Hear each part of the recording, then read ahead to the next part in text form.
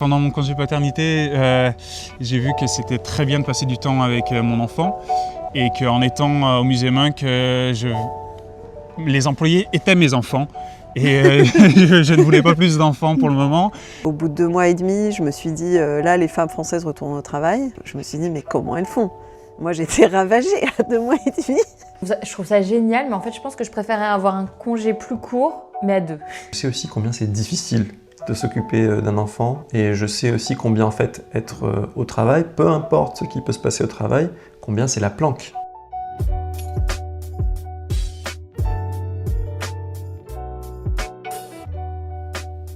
Bonjour à toutes et à tous, je suis très heureuse de vous retrouver pour le 3e épisode de Parentalité en Norvège.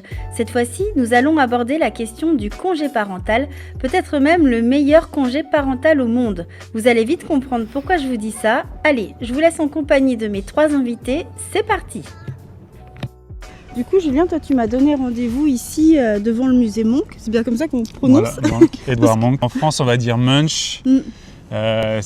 Qui est probable parce qu'on lit comment c'est écrit, mais Munch, on prononce Munch, qui a vécu en France. Du coup, ça a donné des idées à mon patron de faire orienter son café en boulangerie-pâtisserie. Parce que du coup, toi, tu travailles ici, c'est ça? Moi, je travaille ici, ça fait 2 ans que je suis ici et que je suis le chef en charge de la boulangerie et de la pâtisserie française, on va dire.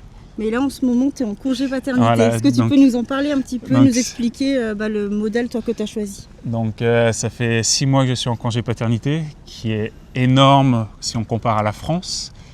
Mais ici, c'est très courant. En gros, pour faire simple, il y a 1 an à se partager entre la mère et le père, ou en tout cas entre les 2 parents.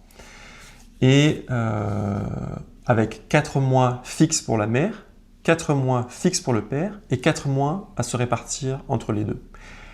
Pour un premier enfant, et ce que font souvent quand même les parents, la mère va prendre 8 mois et le père 4 mois ensuite. Pour un premier enfant, pour d'autres, je sais que j'ai des collègues qui ont... en fait, ce congé parental peut être pris pendant les 3 premières années de l'enfant. Donc certains vont même passer sur un 80%, mais payé à 100% sur 1 an et demi, je crois. D'ailleurs, pour le petit point rémunération, la sécurité sociale norvégienne couvre 80% du salaire, et en général, ce sont les boîtes qui vont couvrir les 20% qui restent. Donc, Lucie et moi, dans le cadre de congés parentaux pour nos 2 filles, on a pris Lucie 8 mois à chaque fois, et moi 4 mois à chaque fois, payé à 100%.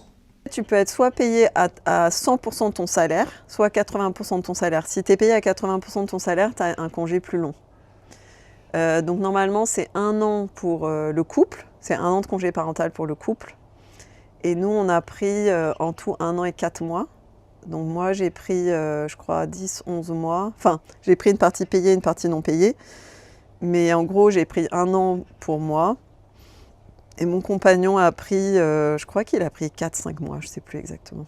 Nous, on a décidé le 80% pour passer le plus de temps possible avec notre enfant, qui a 1 an, et donc on profite encore du congé paternité avec. Ma femme a eu 7 mois de congé parental, et moi j'ai attaqué au mois de juin, parce que j'avais des vacances, et je suis actuellement encore en congé parental. Du coup, c'est un congé qui te permet d'être tout seul avec ton bébé, en fait. Voilà. Toi, t'en penses quoi de ce système-là? Est-ce que tu as l'impression que ça t'aide vraiment dans ta paternité? Au début, c'était un peu difficile. C'est pour ça que je suis resté 1 mois à la naissance avec ma femme. On était tous les 2, on a profité donc de notre bébé et puis de notre nouveau rôle de parent, qui est vraiment difficile au début parce qu'on a très peu de formation ou de conseils à propos de ça. Donc c'était plus l'écoute des amis ou des parents et puis qu'on connaît, mais c'est plus au feeling comment on l'a fait. Ah ben moi, je le trouve nécessaire. Je ne sais même pas que c'était un cadeau, c'était nécessaire. Au bout de 2 mois et demi, je me suis dit, là, les femmes françaises retournent au travail. Je me suis dit, mais comment elles font? Moi, j'étais ravagée à 2 mois et demi. Et j'étais dans un état, c'est même pas la fatigue, c'est au-delà de la fatigue. J'étais encore en train d'essayer de réussir mon allaitement. J'étais épuisée par la césarienne, j'arrivais toujours pas à faire des marches normales, je dormais par tranche de 2 heures. Enfin, je veux dire, il faut savoir qu'un enfant allaité, en général, il a faim plus souvent, parce que le lait maternel, c'est très facile à digérer. Et moi, j'étais pas du tout en état de travailler, de me concentrer. Enfin, c'était inconcevable. Mais même à 6 mois, c'était inconcevable. Donc, pour moi, c'était un congé totalement nécessaire. Et quand je suis retournée au travail au bout d'1 an, j'avais trouvé, dans mon congé maternité, j'ai trouvé un autre travail qui était mieux. Et en fait, je suis arrivée et j'étais toujours en train d'allaiter dans mon nouveau travail. Je trouve ça génial, mais en fait, je pense que je préférerais avoir un congé plus court, mais à 2. Qu'on ait, par exemple, 6 mois à 2. Après, le système est aussi fait comme ça parce qu'on n'a pas de place en crèche avant les 1 an de l'enfant. Mais d'ailleurs, enfin, moi, là, je me dis, mais heureusement que j'étais en Norvège. Parce que, enfin, sauf si tu as de la chance et que tu as un enfant qui fait ses nuits au bout de 3 semaines et que ton corps s'est remis et tout. Mais moi, au bout de 3 mois, surtout pour la première, je dormais pas, mon corps s'était pas du tout remis. Enfin, je me dis, mais c'est des reines, les mères en France qui retournent au boulot après un si peu de temps où ton bébé mange encore la nuit. Enfin, et d'ailleurs, c'est un truc de fou. Ouais, non, mais enfin, je complètement. me dis, mais en fait, on est d'accord, tout le monde de la société est d'accord pour dire, on sait que là, ses parents, ils se réveillent plusieurs fois la nuit. Mais c'est OK qu'ils aillent au travail et enfin, c'est pas aménagé pour autant. Qu'ils fassent des gros horaires, qu'ils Ouais, partent pas ouais. forcément plus tôt. Et d'ailleurs, là aussi, moi j'insiste parce que là tu parles des mères et moi, du coup, peut-être le côté père. Maintenant, la place du père est censée être plus proactive qu'avant. Mais pour avoir passé 4 mois avec ma fille, en gros de ses 8 mois à ses 1 an, c'était génial, mais je sais aussi combien c'est difficile de s'occuper d'un enfant et je sais aussi combien en fait être au travail, peu importe ce qui peut se passer au travail, combien c'est la planque. Donc maintenant je me dis, avec le recul, tous les pères qui « Oh mais moi, à ton époque, à mon époque, je n'avais que 3 jours, je n'avais qu'une semaine et j'ai dû retourner au travail », oui, bah, c'était pas... oui, c'est peut-être qu'avec le recul, tu en souffres de ne pas avoir ce temps. passé plus de temps avec tes enfants, mais tu buvais des cafés chauds, tu mangeais des repas chauds, tu prenais tes douches, tu avais droit à tes postes quand tu le souhaitais. Quand tu as un jeune enfant, enfin moi, c'était génial d'arriver à manger, quoi. Même entre 8 mois et 1 an, et c'est encore Oui, parce que plus tu difficile avais un dans les premiers rythme, enfin, oui, tu avais un rythme, tu étais là, Mais il y a sa sieste, sa machin. T'arrêtes jamais, en fait. Ouais, Tu n'arrêtes jamais. Et en fait, les siestes de l'enfant, c'est pour la survie du parent, je pense que ça existe. Mais je trouve que c'est fondamental que les pères vivent cette expérience, Ouais. parce que sinon, tu crées le gap. Comment on dit ça ?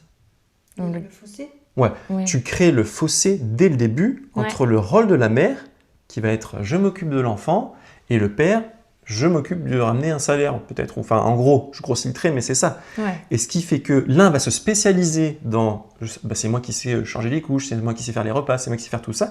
Et le père ou l'autre parent va, par la force des choses, se retirer un peu peut-être du rôle de chacun. Et encore aussi, quand on parle de la différence de salaire entre les hommes et les femmes, pour moi, ça se crée dès ce petit fossé à la base. Si les pères étaient exposés à comprendre combien c'est difficile de s'occuper d'un nouveau-né ou d'un enfant en bas âge, je pense que ça ferait avancer les réflexions sur pas mal de choses. Ouais. Est-ce que tu trouves que ça aide pour la répartition des tâches entre les hommes et entre le Tout papa à et la fait. maman, quoi? Ah oui, oui, il y a des études qui le montrent d'ailleurs. En fait, le truc, c'est ce qui est super, c'est que en tant que femme, quand on retourne au travail. En fait, le congé paternité, c'est pas un congé avec nous. Un congé paternité, c'est un congé que le père a seul avec l'enfant. Donc nous, on part au travail et le père, il doit faire les courses, faire le ménage, s'occuper du bébé. Et du coup aussi, on peut dire la nuit, bah non, je vais pas me réveiller, moi je travaille demain, moi je vais au bureau demain. Et donc lui, il doit se débrouiller. Et il le montre qu'en fait, ça change complètement les relations homme-femme, puisqu'en fait, tu n'es pas là. En tant que femme, tu n'es pas là. Donc, tu n'es pas là pour lui dire où est le lait, où sont les couches. Il doit se débrouiller. Si le bébé est malade, c'est lui qui doit l'emmener chez le médecin. Si le bébé a mal au ventre, c'est lui qui doit se débrouiller. Si le bébé a faim, si le bébé a fatigué, si le bébé a raté sa sieste, c'est pas ton problème. Toi, tu es au bureau, tu as autre chose à faire. Et en fait, ça se suit dans la carrière professionnelle par la suite, où en fait les hommes finalement ont cette relation privilégiée avec leur enfant. Et très souvent, moi j'ai eu des chefs ou des collègues hommes qui me disaient ah ben non, je peux pas, ben là la crèche m'a appelé, il faut que j'y aille. Et puis des fois j'ai eu ce réflexe un peu français de dire oui mais ta femme peut pas y aller. Et puis ils me répondent ben non, ma femme elle travaille. Ma femme elle a d'autres trucs à faire qui sont plus importants. Ou bien c'est mon tour, ou bien donc voilà, donc en fait c'est accepté que c'est comme ça. Et c'est drôle parce que comme les hommes prennent un congé paternité plutôt long comparé à d'autres pays, quand tu embauches un homme qui a autour de 30 ans, tu sais que de toute manière, que tu embauches un homme ou une femme, s'ils ont des enfants, un homme, il va aussi se barrer 6 mois en fait. Donc en fait, ça ne change rien. Et l'homme, il va aussi partir à 15h30 par la suite. L'homme va aussi avoir des journées enfants malades. Moi, je pense que le congé parental partagé d'1 an entre les deux parents est nécessaire pour le fonctionnement du couple et pour le fonctionnement de la famille. Une fois de plus, sur le long terme. Exactement, en fait. C'est vraiment à ce moment-là que, limite, tout se joue, j'ai envie de dire. En tout cas, c'est comme ça que je le vois maintenant avec le recul. Le fait qu'on ait chacun pris la place de l'autre, qu'il n'y avait pas le stéréotype de la mère fait ci et le père est au travail, c'est très sain. Parce que je me suis mis à ta place les 8 premiers mois, vice-versa. Et ça aide à se comprendre à l'autre. Alors, ça ne veut pas dire que c'est tout rose non plus. Hein. Non, pas du tout. Et puis, même si du coup c'est égalitaire sur la répartition et tout, on ne ressent pas les choses de la même façon. Moi, quand notre première fille, elle ne dormait pas la nuit, ça me rendait folle. Et donc, je me suis dit, il verra bien pendant son congé paternité, parce que moi, j'étais là, viens, on prend une coach en sommeil et tout. Et lui, il était là, non, mais pas du tout, on ne prend pas une coach en sommeil. On n'en a pas besoin et tout, elle va finir par dormir. Et j'étais là, tu verras quand tu vas faire ton congé paternité. Au final, il l'a fait. Et lui, il le vivait totalement différemment. Il m'a dit, non, mais ça va, moi, ça me va de me réveiller 3 fois dans la nuit jusqu'à la fin de mes jours. Je suis OK avec ça, c'est bon, j'ai fait ma paix avec ça. Donc, on ne le vivait pas du tout de la même façon, quoi. Mais pour autant, on l'a vécu tous les deux. Après, bon, c'est quand même des étapes de bébé qui ne sont pas les mêmes, mais je trouve que ça aide à se comprendre. Ouais. En tout cas, nous, dans notre expérience, je trouve qu'on a tellement parlé, du coup, de chaque étape, en fait, parce que quand lui est en congé paternité, c'est moi qui rentre du boulot, qui lui parle du boulot, et lui qui me raconte tout ce qui s'est passé, le développement de notre fille et tout. Enfin, limite, c'est toi qui as vu les premiers pas de notre fille, parce que moi, j'avais repris le boulot, et lui, elle était avec lui. Enfin, Ça rend pas la tâche plus facile, parce qu'une fois de plus, c'est tellement dur, et on peut parfois se sentir très isolé, de s'en remettre comme ça à son rôle de parent du jour au lendemain, parce qu'on n'imagine pas, je pense, la charge que c'est. Mais c'est très sain de faire cet effort de chacun. Moi, j'attendais qu'une chose en étant papa, c'est d'être en congé parental et mettre le travail de côté, tout en étant payé, bien sûr. Et tu arrives justement à déconnecter ? J'arrive, me voilà au travail aujourd'hui.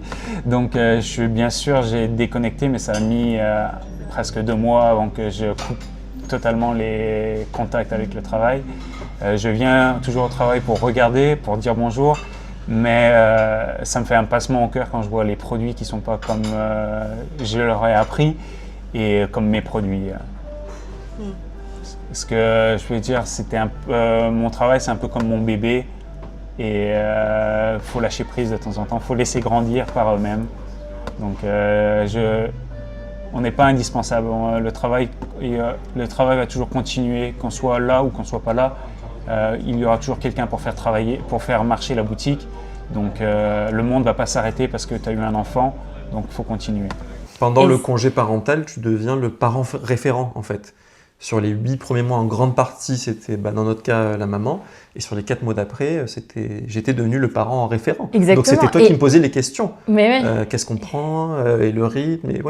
Et du coup, c'est marrant parce qu'on voit naturellement, je pense qu'on peut dire que les pères sont plus investis en Norvège parce qu'ils ont tenu ce rôle pendant leur congé paternité qui fait que ils savent, ils se posent pas de questions, ils agissent quoi. Et c'est marrant, on était à un marché de Noël là dans un musée norvégien, et il y avait des Français qui étaient là en touriste et tout, et donc il y avait Alban avec la poussette, puis il y avait 2 ou 3 papas derrière avec leur poussette et tout, et j'entends la dame qui dit ah, t'as vu, là, c'est tous les pères qui sont avec les poussettes et tout.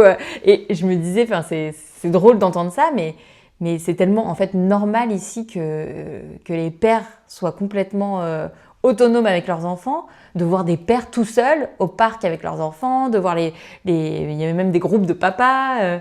Non, franchement, ça, c'est vraiment le côté hyper positif. Moi, pendant mon congé maternité, j'avais aussi accès à... On nous met dans un groupe de mamans qui ont accouché dans notre quartier pour avoir un petit cocon sur lequel reposer parce qu'on traverse les mêmes périodes et tout. Donc ça, c'est super. Moi, je ne l'ai pas énormément investi parce que je ne parlais pas bien norvégien et que je n'avais pas envie d'être la relou qui parlait anglais. Mais j'ai trouvé mon petit groupe de francophones aussi. Donc ça s'est très bien passé. Et d'ailleurs, juste là, j'en profite pour faire un commentaire parce qu'on parle de notre ressenti sur les congés parentaux. C'est génial de voir son enfant grandir. Ensuite, on a dit de aussi se mettre chacun l'un à la place de l'autre. Par contre, ça peut être très isolant d'un seul coup du jour au lendemain avoir une vie dynamique au travail, un cercle social. On a tous nos repères, c'est notre zone de confort en fait. Et de mettre de côté ce quotidien pendant 4 ou 8 mois, ça aussi, tant que les pères ne le vivent pas, on ne peut pas se mettre à la place d'une maman. C'est pour ça que c'est si important de le vivre. C'est parce que déjà de faire cette transition vers mon quotidien, ça va être de m'occuper toute la journée de mon enfant. Et au bout de ces 4 mois, quand c'est à nouveau devenu notre zone de confort, repasser dans maintenant je retransitionne vers je travaille à 100% et je suis censé délivrer, être motivé et tout ça, c'est extrêmement difficile. Je trouve qu'aussi en Norvège, ils font en sorte que tu ne restes pas isolé. Exactement, donc j'ai parlé de son ça. groupe de mamans, mais aussi toutes les activités qu'on peut faire avec les enfants. Mais moi, avec ma première fille, mais j'étais tout le temps dehors. Alors pourtant que je dormais pas la nuit, mais je me disais, je vais devenir folle si je reste en plus à la maison. J'avais besoin de ça. Ouais. Alors que lui, pendant son congé paternité, il me disait, mais pas du tout, moi je reste à la maison. Pendant qu'il a fait sa sieste, je me mate une série. Enfin, il était... J'allais juste à ma crèche ouverte, j'avais un rythme hyper carré, c'est bon, j'avais mes repères. Je rayonnais dans 1 kilomètre, c'est tout. Et moi, j'allais au cours de chant avec bébé, au cours de massage avec bébé, au yoga avec bébé, au cinéma avec bébé. Enfin... Tout est fait, tu peux aller au musée avec bébé, tu fais la randonnée poussette avec bébé dans la forêt. En fait, toutes les activités qui existent, tu peux les faire. Il y a des sessions spéciales avec bébé. Tu as les classes de sport où on te garde ton bébé ou ton enfant, même jusqu'à un âge assez là encore, avancé. On commence à se renseigner, on va peut-être y revenir. Et donc, si tu veux voir des gens parler et tout, tu peux le faire, quoi. Il y a vraiment plein... Et il y a ça, il y a les groupes de mamans, il y a les groupes de papas. Et voilà, c'est vraiment, si tu veux être tous les jours en train de faire 3 activités par jour avec ton bébé, c'est possible. Donc attends, tu me disais, donc on est ici au musée Munch. Oui. Tu disais que tu vas changer de travail. Je vais changer de Est-ce que travail. la paternité, ça t'a fait réfléchir Voilà, tout ou à est-ce fait. que c'est autre chose? Donc pendant mon congé paternité, j'ai vu que c'était très bien de passer du temps avec mon enfant et qu'en étant au musée Munch, les employés étaient mes enfants et je ne voulais pas plus d'enfants pour le moment. Et du coup, j'ai dit non, il me faut un travail normalement qui soit plus réglé.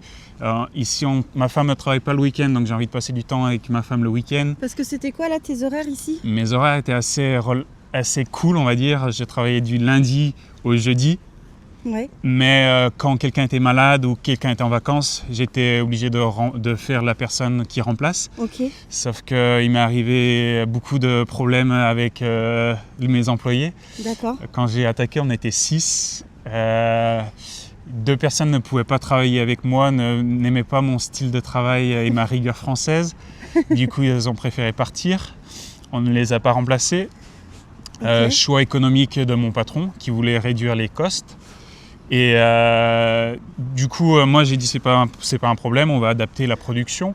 Sauf que depuis que je suis à la charge du musée, l'augmentation, on a pris presque 50% d'augmentation de vente par rapport à l'année où j'étais pas là. Du coup, ça a été une charge de travail supplémentaire pour moi. Et comme je n'arrivais pas à trouver de personnes qualifiées, qui est très difficile en Norvège pour m'aider. Du coup, j'ai été obligé de travailler beaucoup et ma femme m'a dit soit tu choisis le travail ou la famille, mais il faut faire faut faire un choix. Du coup, j'ai dit la famille, c'est plus important. Les travails, on peut en trouver n'importe où. Et du coup, pendant mon congé paternité, j'ai profité du temps que j'avais pour regarder les offres d'emploi. Ouais. Je suis allé à différentes interviews avec mon bébé, normalement qui se fait pas très bien, mais je suis en C'est congé. bien accepté, quoi. Voilà, c'est bien accepté. Moi, j'avais mon nouveau travail, la ressources humaines. Elle m'a fait la nounou pendant mon interview. Elle m'a demandé si elle pouvait tenir ma fille parce qu'elle a une fille de 6 mois et elle était aux Anges, s'amuser avec ma fille pendant notre interview. D'accord, Donc, c'est vrai que j'ai un peu du mal à imaginer ce genre de situation en France, ça a été assez compliqué. Déjà, un congé parental de 6 mois, enfin presque 7 mois dans mon cas, c'est difficile à imaginer en France. Même si moi je trouve ça génial et je trouve que ça serait génial qu'on ait ça en France et tout,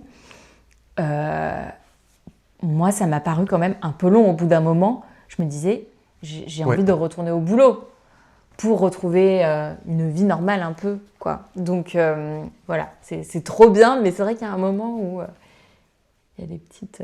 Non, mais je trouve ça très bien pour avoir un reality check de se dire on a profité de ces instants, mais ça reste très difficile.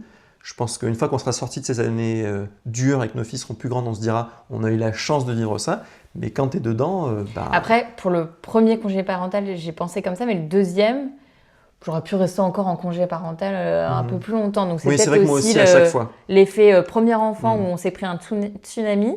Ouais. Et le deuxième où là, c'était plus... on l'a vécu quand même bien différemment, quoi. Pour On les était... deux, moi aussi, je me serais dit avec le recul, en fait, plus long, ça n'aurait pas fait de mal. Parce qu'une fois de plus, même si je t'ai dit, ça, tu peux te rendre un peu coupable, te sentir que c'est pas bien, peut-être pour ta carrière, ton entreprise et toutes les inquiétudes qu'on peut avoir. Bah, c'est qu'une, deux, voire trois, peut-être ou plus, je sais pas. Dans ta vie. Mais dans ta vie. Donc, et ça, je pense qu'heureusement, dans ce pays, c'est largement admis et il faut en profiter. Voilà, c'est la fin de ce 3e numéro dédié à la parentalité en Norvège. On se retrouve la semaine prochaine pour parler d'éducation et du choc des cultures. Ce sera d'ailleurs le tout dernier numéro de cette mini-série. Vous pouvez retrouver les épisodes précédents sur ma chaîne YouTube le 4e trimestre. N'hésitez pas d'ailleurs à vous abonner, c'est une manière simple et rapide et totalement gratuite de soutenir mon travail. Et puis alors, pour ceux qui m'ont posé la question, non, je n'habite pas en Norvège, je suis ici, chez moi, dans mon bureau en France. En revanche, je suis passionnée par toutes les questions de parentalité et je trouvais que c'était un bon moyen de commencer cette chaîne YouTube par la Norvège, car on parle souvent de la Norvège comme un modèle. Voilà, d'autres pays suivront et puis d'autres thématiques aussi. Là, j'ai décidé de faire 4 épisodes sur la Norvège, donc j'espère que ça vous plaît et puis je vous dis à très bientôt.